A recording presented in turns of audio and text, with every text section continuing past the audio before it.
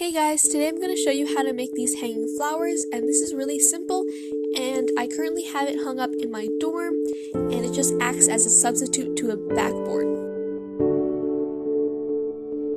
First, you're going to need fake flowers, and for me, I used a mix of 9 flowers or leaves for each wire. You will also need wire cutters and round nose pliers. And lastly, you'll need 24 gauge beading wire, and I cut them into 65-inch pieces. Because I'm using both flowers and leaves, I'm going to lay out my design to make sure it looks very balanced and that there's not like too many leaves in one spot and none in the other. At the top of the wire, I'm creating a loop by wrapping the wire around itself, because at this point I didn't know how I wanted to hang it up. I was thinking hooks or something like that, but I ended up using poster putty. And to attach the flowers, I'm going to find a spot on the wire and bend it like this.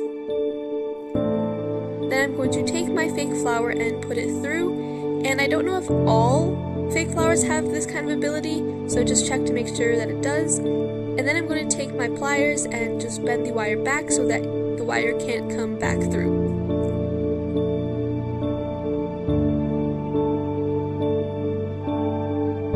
After that, you can bend the wire back to straighten up the wire.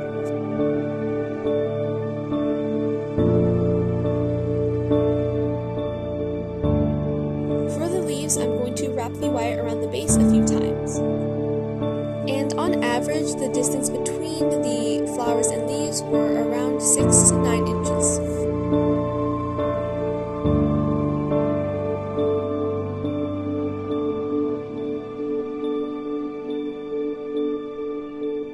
So you'll repeat the process how many ever times you want. I chose to do 5 of them, and this is what they look like all hung up.